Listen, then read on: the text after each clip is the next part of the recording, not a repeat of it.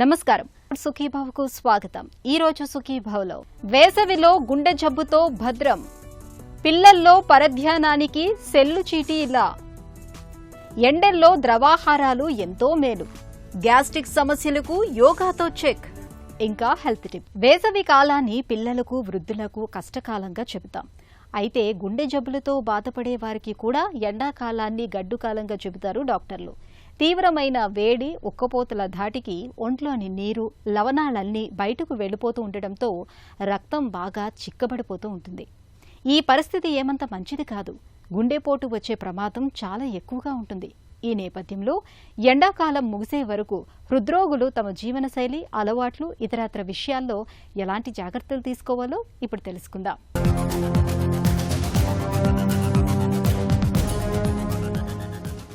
ఎండలు మండిపోయే వేసవిని మామూలుగానే మనందరం గడ్డు కాలంగా చెప్పుకుంటాం. ఇందులో సందేహం లేదు. అయితే గుండె జబ్బులతో బాధపడే హృద్రోగులకు ఈ ఎండాకాలాన్ని మరింత కష్టకాలంగా చెప్పుకోవాలి. తీవ్రమైన వేడి, ఉక్కపోతల మూలంగా ఒంట్లోంచి నీరు, సోడియం వంటి లవణాలు ధారాపాతంగా బయటకు వెళ్లిపోతుంటాయి. దీంతో తరచూ డీహైడ్రేషన్, వడదెబ్బకు గురవుతూ ఉంటారు. దీనికి తోడు ఒంట్లో నీరు, లవణాల మధ్య సమతుల్యత లోపించటం వల్ల రక్తం చిక్కగా మారే ప్రమాదమూ ఉంటుంది. ఈ పరిస్థితి కొన్ని సందర్భాల్లో గుండెపోటును కూడా తెచ్చిపెడుతూ ఉంటుంది. సో జనరల్ ఏంటంటే సమ్మర్ వచ్చేస్తుంది అండ్ సమ్మర్లో మనకు ఉండే టెంపరేచర్స్ తోటి స్వెట్టింగ్ ఎక్కువ ఉండటం, మన బాడీలో ఫ్లూయిడ్స్ ఎక్కువ బయటకు వెళ్ళిపోవటం, వాటితో పాటు కొంచెం సాల్ట్ వెళ్ళిపోవటం, ఇవన్నీ జరుగుతుంటాయి. సో జనరల్గా సమ్మర్లో ఏంటంటే అడ్వైస్ చేసేది వీలైనంత వరకు ఎక్కువ ఫ్లూయిడ్స్ తీసుకోవటం, అంటే వాటర్ కానీ లేకపోతే జ్యూసులు కానీ ఇతర శీతల పానీయాలు కానీ ఇవి తీసుకుంటే మంచిది అనేది చెప్తుంటాం. ఆ ఇంటేక్ మన చెమట, మనం ఉండే ఇండోర్స్ ఉన్నామా, బయటకు వెళ్ళామా, వీటన్నిటిని బట్టి వీలైనంత ఎక్కువ తీసుకుంటే మంచిదనేది చెప్తుంటాం, డీహైడ్రేషన్ అది అవాయిడ్ చేయటానికి. అయితే కొద్ది రకాల గుండె సమస్యలు ఉన్న వారిలో ఇది కొంచెం జాగ్రత్తగా ఉండాల్సి ఉంటుంది.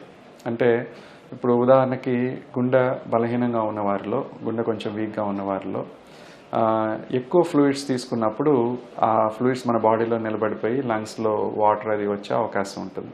సో అందుకని ఇటువంటి వారిలో జనరల్గా ఫ్లూయిడ్స్ తగ్గించి తీసుకోండి అని చెప్తామన్నమాట.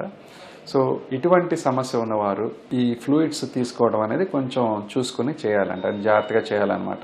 అంటే బయటికి వెళ్ళి బాగా ఎక్కువ స్వెట్టింగ్ ఉన్నప్పుడు కొంచెం పెంచుకోవచ్చు, కానీ మిగతా వారిలాగా బాగా ఎక్కువ తీసుకోవడం అనేది అంత మంచిది కాదు. తీవ్రమైన వేడి నుంచి తనను తాను కాపాడుకునేందుకు మనలోనే ఒక అద్భుతమైన కూలింగ్ వ్యవస్థ ఉంది. శరీర ఉష్ణోగ్రత కన్నా బయట వేడి ఎక్కువైతే వెంటనే మనకు ధారాళంగా చెమటలు పట్టేస్తాయి. రక్తనాళాలు కూడా బాగా విప్పారుతాయి. దీంతో శరీర ఉష్ణోగ్రత స్థిరంగా కొనసాగుతుంది. ఈ ప్రక్రియలో మొత్తంగా మన గుండె కొట్టుకునే వేగం బాగా పెరుగుతుంది. దాంతోపాటే రక్త పీడనం కూడా బాగా తగ్గిపోతుంది. సాధారణ ఆరోగ్యవంతులకు ఈ పరిస్థితులు ఏమంత ప్రమాదకరం కాదు గాని ఇప్పటికే గుండె జబ్బులతో బాధపడుతున్న హృద్రోగులకు మాత్రం బాగా సంకటంగా ఉంటుంది. వేగంగా కొట్టుకునే గుండె, తగ్గిన బీపీ మూలంగా గుండె నుంచి రక్త ప్రసారం బాగా తగ్గుతుంది. ఫలితంగా గుండె విఫలమయ్యే ప్రమాదం ఎక్కువగా ఉంటుంది. కొన్ని రకాల మందులు ఇస్తుంటాం, అంటే డైరెటిక్స్ అని ఇస్తుంటాం అనమాట. సో డైరెటిక్స్ ఇవ్వడం వల్ల మన బాడీలోని ఎక్స్ట్రా వాటర్ అది బయటికి వెళ్ళిపోవటం, వాటితో పాటు సాల్ట్ కూడా కొంత బయటికి వెళ్తుంటుంది. సో స్వెట్టింగ్ ఎక్కువ ఉండి సమ్మర్లో and at the same time ఈ మందులు అవి వాడుతున్నప్పుడు మన బాడీలో ఎలక్ట్రోలైట్ ఇంబ్యాలెన్సెస్ వచ్చే అవకాశం ఉంటుందండి. అంటే సోడియం లెవెల్స్ కానీ పొటాషియం లెవెల్స్ కానీ మార్పు వచ్చే అవకాశం ఉంటుంది. సో అందుకని ఎవరైనా ఇట్లాంటి మందులు, ఈ డైరెటిక్స్ లాంటివి వాడుతున్నప్పుడు లేదా గుండె బలహీనంగా ఉన్న వారిలో ఈ ఎలక్ట్రోలైట్ లెవెల్స్ కొంచెం మోర్ ఫ్రీక్వెంట్గా చెక్ చేసుకుంటే మంచిది సమ్మర్లో. సో దట్ వాళ్ళకి ఇలాంటి మార్పులు ఏమైనా ఉంటే మనం దానికి తగ్గట్టు మందులు అడ్జస్ట్ చేసుకోవడానికి అవకాశం ఉంటుంది. అదేవిధంగా బీపీ ఎక్కువ ఉన్న వారిలో కూడా సో జనరల్లీ సాల్ట్ తగ్గించేయమంటాం and at the same time కొన్ని రకాల మందులు డైరెటిక్స్ లాంటివి కూడా వాడుతుంటాం బీపీ కంట్రోల్ కోసం. ఇటువంటి వారిలో కూడా ఇలాగా మన శరీరంలో లవణాలు మార్పులు రావచ్చు కాబట్టి కొంచెం ఫ్రీక్వెంట్గా ఎలక్ట్రోలైట్ టెస్ట్లు అనేది చేసుకోవటం, వాటిని బట్టి మందులు డోస్ అడ్జస్ట్ చేసుకోవటం అనేది చాలా important. But at the same time ఈ సమస్యలు ఉన్నాయి, గుండె సంబంధ సమస్య ఉంది, వాటర్ తగ్గించమని అన్నామని అసలు తీసుకోకుండా ఉన్న డీహైడ్రేషన్ వచ్చే అవకాశం ఉంటుంది కాబట్టి సమ్మర్లో. సో ఇవి రెండు బ్యాలెన్స్ చేసుకుంటూ తీసుకోవటం అనేది చాలా ఇంపార్టెంట్ అండి. గుండెను భద్రంగా ఉంచుకునేందుకు హృద్రోగులు ప్రతినిత్యం బీటా బ్లాకర్స్, డైయూరెటిక్స్ వంటి మందుల్ని వాడుతూ ఉంటారు. డైయూరెటిక్స్ అనేవి ఒంట్లో నీటి శాతాన్ని బాగా తగ్గించే మందులు. చెమట రూపంలో ఒకవైపు నీరు, లవణాలు ధారాళంగా బయటికి వెళ్లిపోవటం, మరోవైపు ఉన్న నీటిని కూడా తగ్గించే డైయూరెటిక్స్ మందుల వాడకం వల్ల హృద్రోగుల శరీరం తీవ్రమైన వేడితో అట్టుడికిపోతుంటుంది. వేసవిలో ప్రాణానికే ప్రమాదకరంగా పరిణమించే ఈ పరిస్థితులను అదుపులో ఉంచుకునేందుకు హృద్రోగులు తమ జీవనశైలి మొదలుకొని అలవాట్ల వరకు అనేక జాగ్రత్తల్ని తీసుకోవాల్సి ఉంటుంది. సో సమ్మర్ హీట్ వలన మనకి శరీరంలో కడిగే గుండె సమస్య ఉన్న వారిలో కొన్ని రకాల సమస్యలు కూడా రావచ్చు. అంటే యూజువల్గా ఏమవుతుందంటే మనకి బాగా టెంపరేచర్ ఎక్కువ ఉందనుకోండి, టెంపరేచర్ ఎక్కువ ఉన్నప్పుడు మన చర్మంలో ఉండే రక్తనాళాలు సైజ్ పెరుగుతాయి. సో దట్ మనకి బాడీలో హీట్ బయటికి పంపించేయడానికి, స్వెట్టింగ్ అది ఎక్కువ ఉండటానికి అది హెల్ప్ చేస్తుంది అనమాట. సో ఇలాగా ఈ రక్తనాళాలు మనకి కొంచెం డైలేట్ అయి ఉన్నప్పుడు మన బాడీ అంటే మన హార్ట్ ఎక్కువ బ్లడ్ పంప్ చేయాల్సి వస్తుంది ఈ రక్తనాళాల్లో సర్క్యులేట్ అవడానికి. సో దానివల్ల హార్ట్ మీద కూడా కొంత స్ట్రెస్ పెరుగుతూ ఉంటుంది అనమాట. సో ఆల్రెడీ హార్ట్ బలహీనంగా ఉన్నవారు ఇలా బాగా ఎక్కువ వేడి టెంపరేచర్కి ఎక్స్పోజ్ అయినప్పుడు హార్ట్ మీద స్ట్రెస్ పెరగటం వలన కొన్ని సమస్యలు వచ్చే అవకాశం ఉంటుంది. దానికి తోడు ఈ స్వెట్టింగ్ వచ్చి బాడీలో ఫ్లూయిడ్స్ అవి తగ్గిపోయినా కూడా హార్ట్ సమర్థవంతంగా పనిచేయలేక కొన్ని సమస్యలు వచ్చే అవకాశం ఉంటుంది. ఇంతకుముందు చెప్పినట్లు బాడీలో ఎలక్ట్రోలైట్ ఇంబ్యాలెన్సెస్ కూడా వచ్చే అవకాశాలు ఎక్కువ ఉంటాయి అన్నమాట ఇటువంటి వారిలో.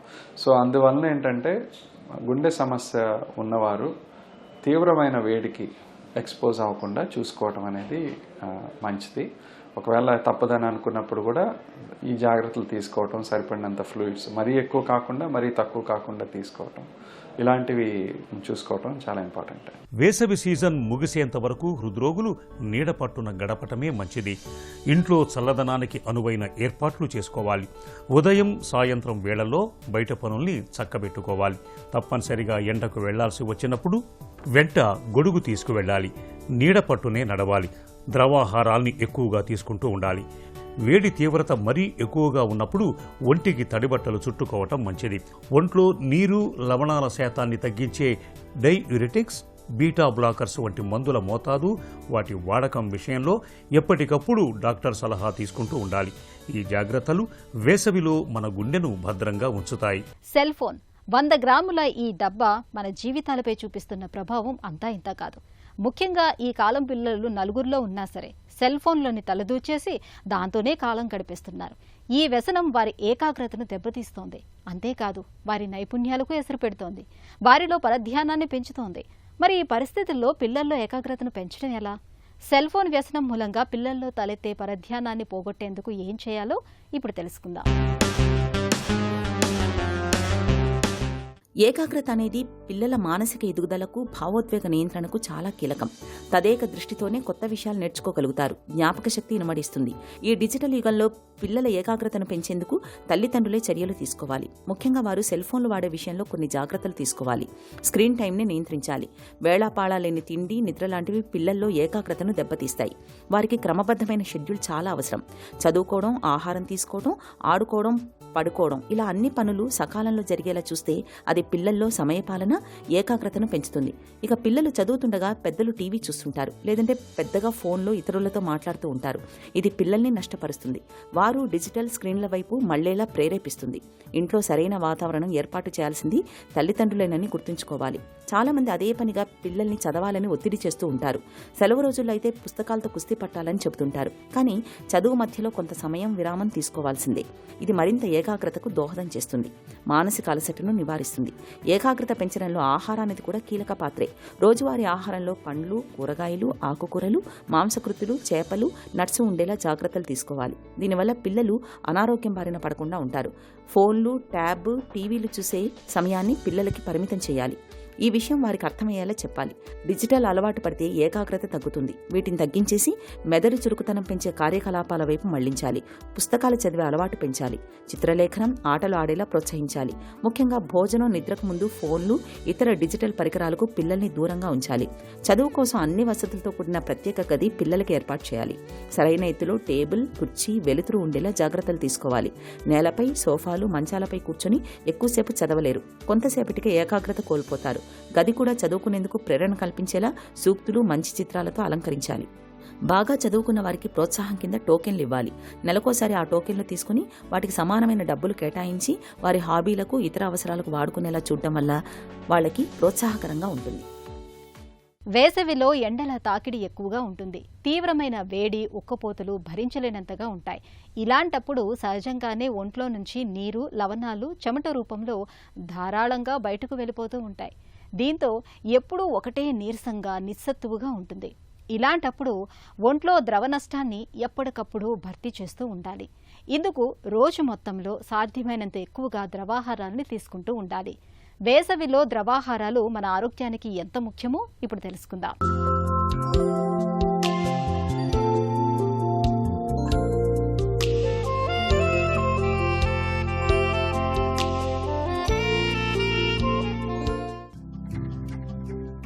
వేసవిలో ప్రచండ భానుడి ప్రతాపానికి ఒంట్లోని నీరు, లవణాలు చెమట రూపంలో ధారాళంగా బయటకు వెళ్ళిపోతూ ఉంటాయి. ఇలాంటప్పుడు ఒంట్లో జరిగే ఈ ద్రవ నష్టాన్ని నివారించుకునేందుకు రోజు మొత్తంలో సాధ్యమైనంత ఎక్కువగా నీళ్లను తాగుతూ ఉండాలి. ద్రవాహారాలు, పండ్ల రసాలు, కొబ్బరి నీళ్లు తరచూ తాగుతూ ఉండాలి. ఎలక్ట్రాల్ కానీ లేదా చిన్న గ్లాసు నీళ్లలో 2 స్పూన్ల పంచదార, 1/2 స్పూను ఉప్పు వేసి ప్రతి 2 గంటలకు తాగుతుండాలి. ఆహారంలో తగినంత ఉప్పు, నీరు ఉండేలా చూసుకోవాలి. తరువాణి గురించి మనలో చాలామంది వినే ఉంటారు.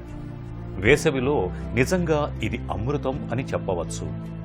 అన్నం ఉడికేటప్పుడు కాసిని నీళ్లు ఎక్కువ పోసి అన్నం పూర్తిగా ఉడికిన తర్వాత దానిని వార్చాలి. అలా వచ్చిన గంజిని ఒక కుండలో పోసి ఉంచాలి. మరునాటికి అది ఎంతో రుచిగా ఉంటుంది. కాస్త మజ్జిగ, ఉప్పు కలుపుకొని తాగితే రుచికి రుచి, ఆరోగ్యానికి ఆరోగ్యం. గాడి తప్పిన ఆహారపు అలవాట్లు కావచ్చు, లేదా అస్తవ్యస్తమైన జీవనశైలి వల్ల కావచ్చు. ఇవాళ మనలో చాలా మందికి పొట్టలో గ్యాస్ట్రిక్ బాధలు పెరుగుతున్నాయి. గ్యాస్ట్రిక్ బాధల మూలంగా తిన్న వెంటనే అజీర్తి, కడుపు ఉబ్బరం, పులి తేనుపులు, ఎడతెగని ఆపాన వాయువులతో ఒకటే అసౌకర్యంగా ఉంటుంది. నలుగురికి చెప్పుకోలేని బాధలు కావడంతో చాలా మంది గ్యాస్ట్రిక్ బాధల మూలంగా ఉక్కిరిబిక్కిరి అయిపోతూ ఉంటారు. అయితే ఇలాంటప్పుడు నిత్యం కొన్ని ప్రత్యేకమైన యోగాసనాల్ని సాధన చేయటం ద్వారా మంచి ఫలితం ఉంటుంది. గ్యాస్ట్రిక్ బాధల్ని తగ్గించే యోగాసనాలు, వాటి సాధనలో మెలకువల గురించి ఇప్పుడు చూద్దాం.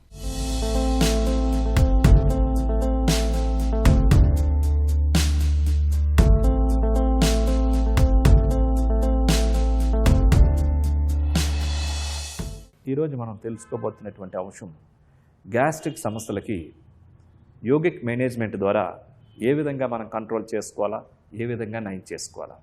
ఈ మధ్యకాలంలో చూసినట్లయితే చాలామందికి ఈ గ్యాస్ట్రిక్ ప్రాబ్లమ్స్ అనేటటువంటివి ఎక్కువ మందిలో మనకి కనిపిస్తున్నాయి.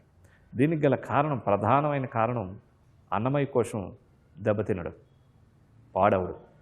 దానికి గల కారణం సరైనటువంటి ఆహార విధానం తీసుకోకపోవడం, విరుద్ధ ఆహారం తీసుకోవడం, సమయం కాని సమయంలో ఆహారం తీసుకోవడం, బయట ఆహారం ఎక్కువగా సేవించడం, ధూమపానం, ఆల్కహాల్, మసాలా ఫుడ్స్ ఎక్కువ తీసుకోవడం, బయట ఆహారంలో వివిధమైనటువంటి ఆయిల్స్ వాడుతున్నటువంటి ఆహారాలు తీసుకోవడం, కడుపులో మంట, వికారంగా ఉండడం, ఏ ఆహారం తీసుకున్నా సరే పడకపోవడం, చాలా సెన్సిటివ్ అయిపోవడం, వీటికి తోడుగా స్ట్రెస్ఫుల్ లైఫ్, ఇవన్నీ కూడా డైజెషన్ సిస్టమ్ మీద చాలా ప్రభావం కలుగజేస్తూ ఉన్నాయి. జీవన పర్యంతం మన యొక్క జీర్ణక్రియ కొన్ని టన్నుల ఆహారాన్ని అది జీర్ణం చేయాలి. కాబట్టి ఉన్నది ఒకటే యంత్రం. కాబట్టి ఇది ఆరోగ్యంగా ఉంటేనే ఎటువంటి ఆహారాన్ని సరే జీర్ణం చేసి మరి శరీరంలో ఉన్న అన్ని భాగాలకి శక్తిని పంపించాలి. అంటే ముందు ఈ జీర్ణక్రియ బాగా పనిచేయాలి. మరి ఇలాంటి గ్యాస్ట్రిక్ సమస్యలు ఉన్నటువంటి వాళ్ళు ఏ విధమైనటువంటి ఆసనాలు వెయ్యాలి. ఇందులో ఇప్పుడు మనం తెలుసుకోబోతున్నాం సుప్త మత్యేంద్రాసనం మరియు పూషాణ ముద్ర.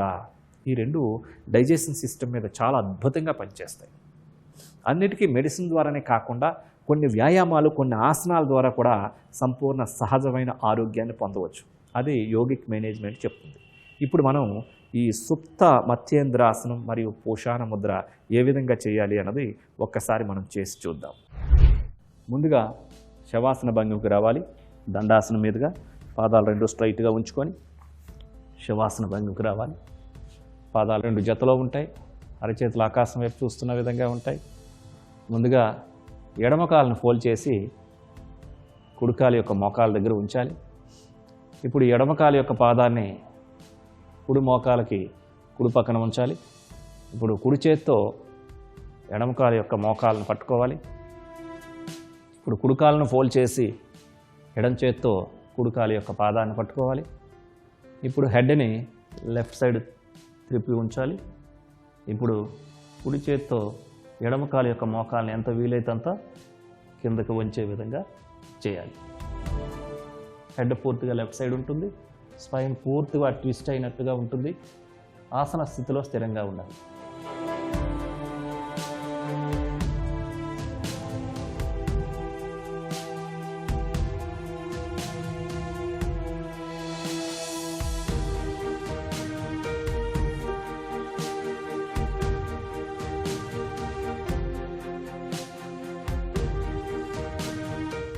ఇప్పుడు కుడికాల్ని ఎడమ చేతితో రిలీజ్ చేసి కుడికాల్ని స్ట్రైట్గా తెచ్చుకోవాలి. ఇప్పుడు కుడి చేతిని కూడా రిలీజ్ చేసి ఎడమ కాల్ని కూడా కుడికాలు జతలో తీసుకొని రావాలి. ఇప్పుడు అదేవిధంగా కుడికాలతో చేస్తాం. కుడికాలను ఫోల్డ్ చేసి ఎడమకాలకి ఎడమ ప్రక్క ఉంచి కుడికాల యొక్క పాదాన్ని ఎడమ మోకాలకి ఎడమ పక్కన ఉంచాలి. ఇప్పుడు ఎడమ చేత్తో కుడికాల యొక్క మోకాలను పట్టుకోవాలి. ఇప్పుడు ఎడమ కాలను ఫోల్డ్ చేసి కుడి చేత్తో ఎడమ కాలు యొక్క పాదాన్ని పట్టుకోవాలి. ఇప్పుడు హెడ్ని రైట్ సైడ్ తిప్పి ఉంచాలి. ఇప్పుడు ఎడమ చేత్తో కుడికాలు యొక్క మోకాలను ఎంత వీలైతే అంత కింద కానించి ఉంచాలి. ఆసన స్థితిలో స్థిరంగా ఉండాలి.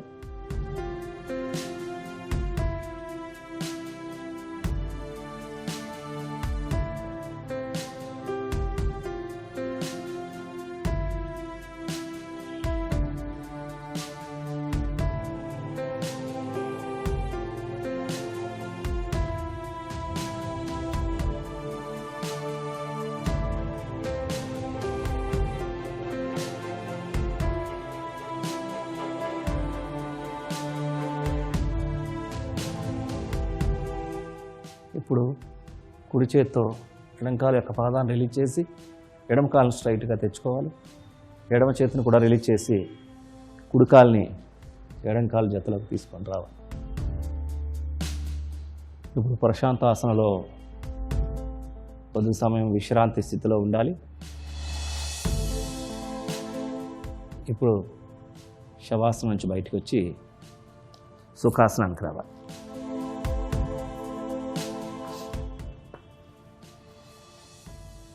ఇప్పుడు మనం చేయబోతున్నాం పూషాణ ముద్ర. ఈ ముద్రను వజ్రాసనంలో కానీ, ఈ ముద్రను వజ్రాసనంలో కానీ, పద్మాసనంలో కానీ, సుఖాసనంలో కానీ, వీలు లేకుంటే కుర్చీలో కానీ కూర్చొని కూడా చేయవచ్చు. రెండు అరచేతులు ఆకాశం చూస్తున్న విధంగా ఉంచాలి. మోకాళ్ళ పైన ఉంటాయి, విశ్రాంతిగా ఉంటాయి. ఇప్పుడు ఎడమ చేతి యొక్క బొటన వ్రేలు చివరి భాగానికి ఉంగరపు వేలు మధ్య వ్రేలుని చివర్లు తాకించి ఉంచాలి. కుడి చేతి యొక్క బొటన వ్రేలు చివరి భాగానికి చిటికిన వ్రేలు ఉంగరపు వేలు చివర్ల భాగాన్ని తాకించి ఉంచాలి. వెన్ను నిటారుగా ఉంటుంది. షోల్డర్స్ రిలాక్స్గా ఉంటాయి. ఈ స్థితిలో కళ్ళు మూసుకొని ప్రాణిక్ బ్రీతింగ్ చేయాలి. అంటే పూరక, కుంభక, రేచక, శూన్యక. ఈ రకంగా నియమాలు నిష్పత్తులను పాటిస్తూ నిదానంగా శ్వాసను తీసుకుంటూ నిదానంగా శ్వాసను విడవాలి.